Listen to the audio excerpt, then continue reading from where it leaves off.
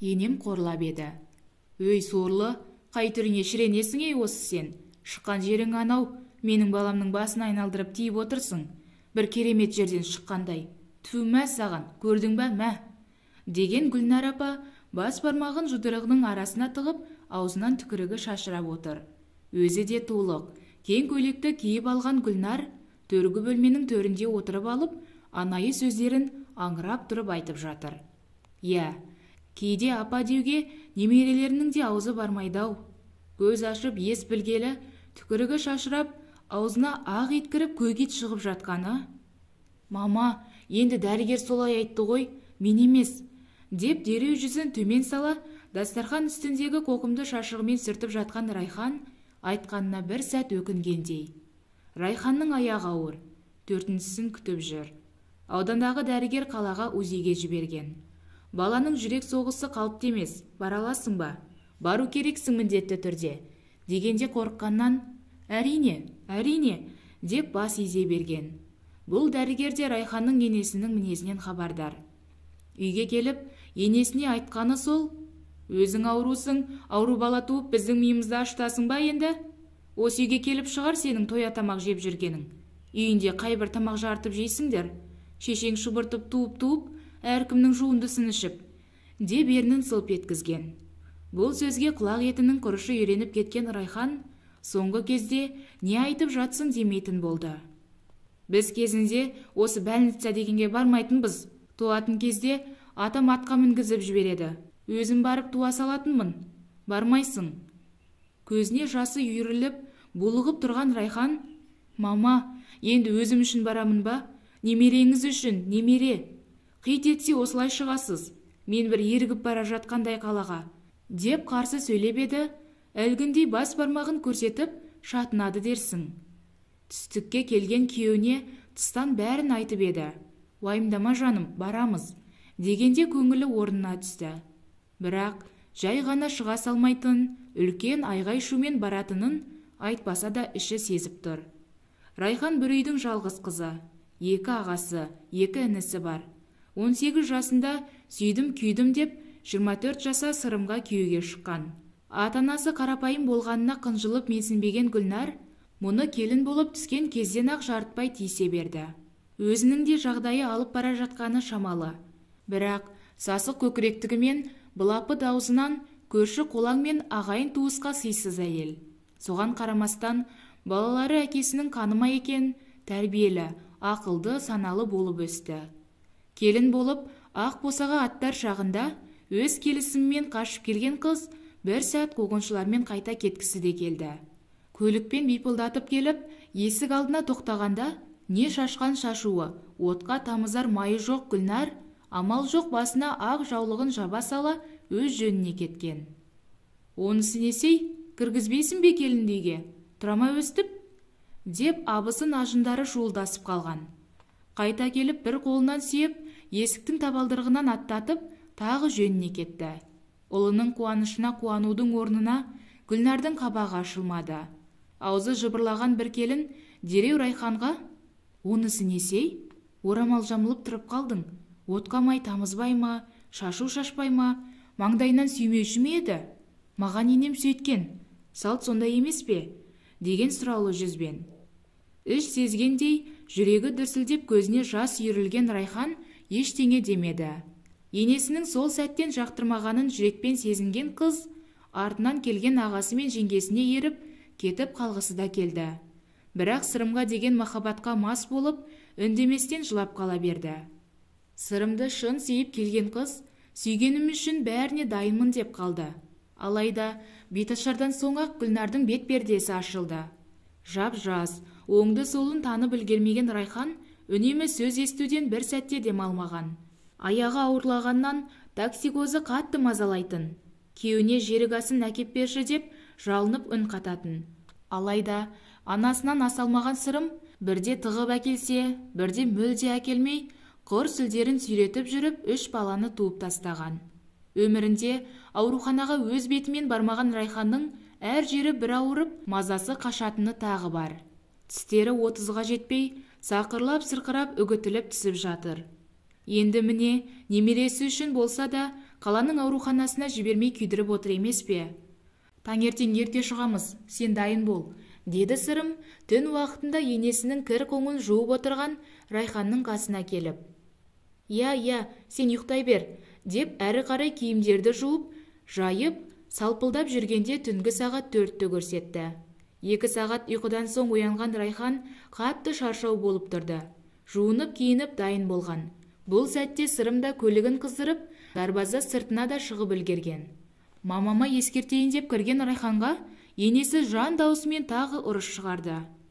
Мама, біз қалаға кетіп бара жатырмыз. Балалар ұйықтап жатыр. Дереу ауруханаға барамыз да келеміз.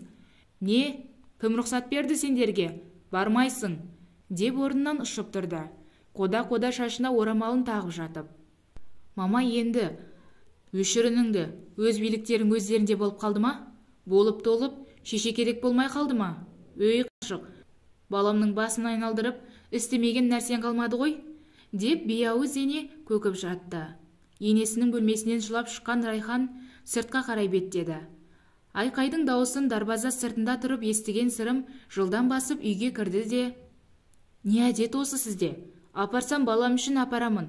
Қыдыруға кетіп бара жатырмыз ба?» деген дауысын қаттырақ шығарып. «Бір қатын шөп желке үшін маған қарсы шығатын болғансың ба?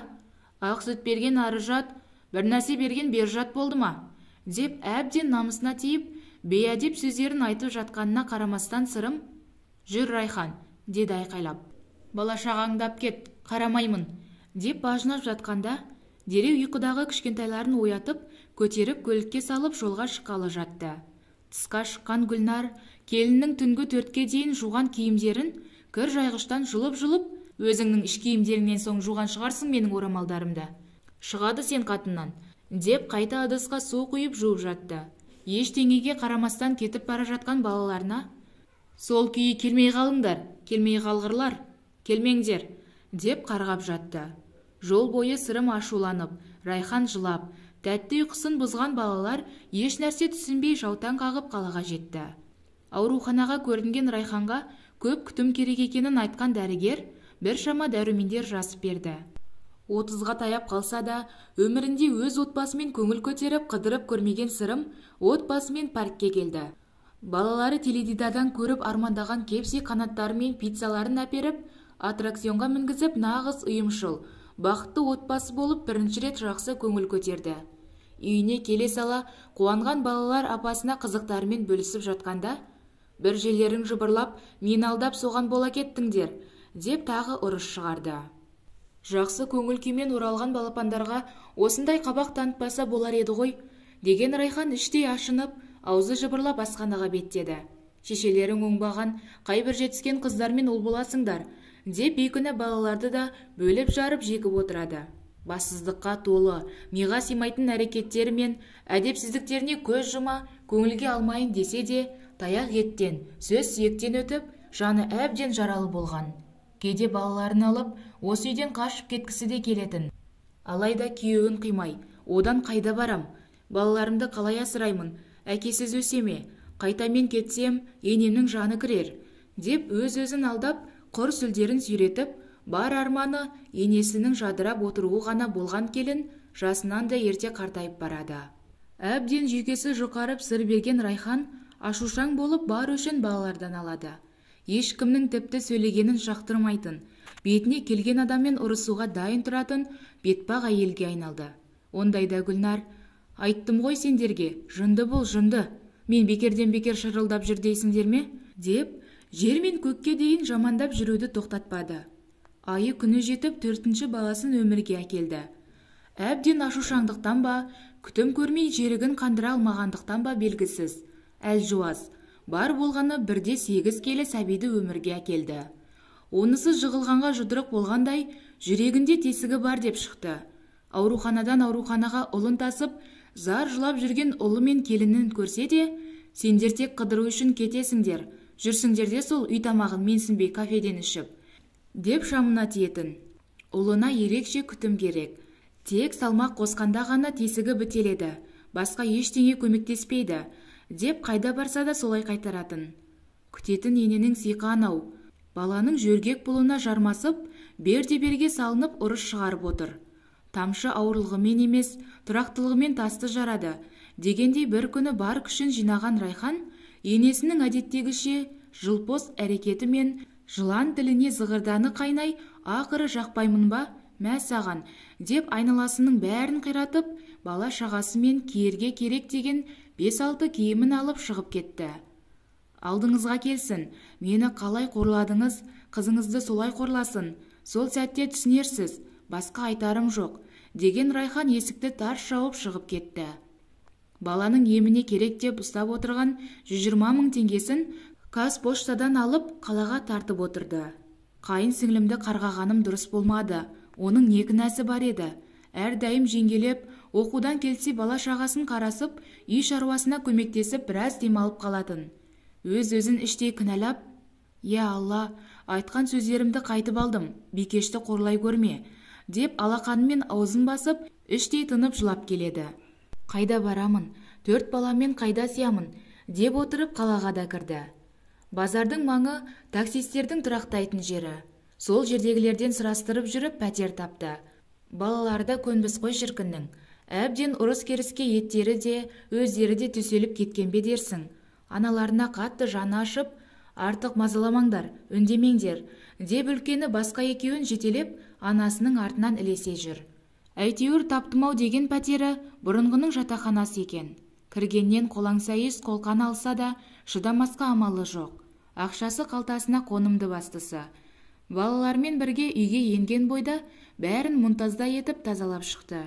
Жақын маңайдағы дүкеннен бір үшер азық түлігіне аз ақша жұмсамаған Райхан, «Бекер кеттім бе, сырым ненде халде екен, анасымен ұрысып жатқан болар, бізді іздеп жүрген шығар», деген ойы маза бермей, ас суда батпады. Көршілерінің есігін қағып жүріп, бірлі-жарым ыдыстар мен 1-2 көрпеше алған Райхан, ыстық тамақ ішпесек те болмас, деп макарон мен көкөністерін де әкеп қойған. Аз ғана ақша қалды, сосын қайтемін, деген келіншек күндіз-түні жылаумен өтті. Артынан іздеп келген сырым жоқ. 4-ші күн. Мүмкін таппай жүрген болар, өзім хабарлассам ба, деп қайта райынан қайтады. Қалта телефоны да жоқ. Сырым туған күніне сыйлаған смартфонын енесі алып қойған. Анаңнан асып, келіншегіңе қымбат телефон әперетіндей не көрінді? Деп тымырайып, дастархан басына да отпай үйдің берекесі қашқасын Райхан бере салды. Телефон керек жоқ, мама қайта басқа балалармен видеомен сөйлеседі, деп қолындағы осыған арналған затын да үйдің тыныштығы үшін енесіне жағынамын деп бере салған. Ертеңіне таңертең ерте оянған келіншек жұмыс іздеп далаға шықты. Балаларына кішкене баласын емізіп, тойдырып тапсырып кетті. Тапсырып кететіндей де үлкені небәрі 5 жаста. Басқа малым бар ма? Деген Райхан жолай кафелер мен асханаларға, дүкендерге кіріп жұмысқа алуын өтінсе де ешкім жолатпады. Аяғынан тозып, шаршап келе жатқанын көрген, көшіп келгенде ыдыстары мен көрпешелерін берген көршісі мән-жайды сұрағанда, онсыз да іштей тынып жүрген келіншек бар жағдайын жайып салды да, тоқтаусыз көз жасына ерік берді. «Ата-анаңа неге бармайсың?» деген сұраққа, «Оларды мазалағым келмейді, мені уайымдағандарын қаламаймын. Оның үстіне үйлері кішкентай, балаларым бар, құр жексұрын болғым келмейді», деді бет орамалымен көзіндегі жасын сүртіп. «Онда түшпәра тиіп сатсаңшы, мен көршілерге айта жүрейін, төмендегі дүкенге айтамын, менің қызымның сыныптасы сатушы», деген үміт сыйлап қойды.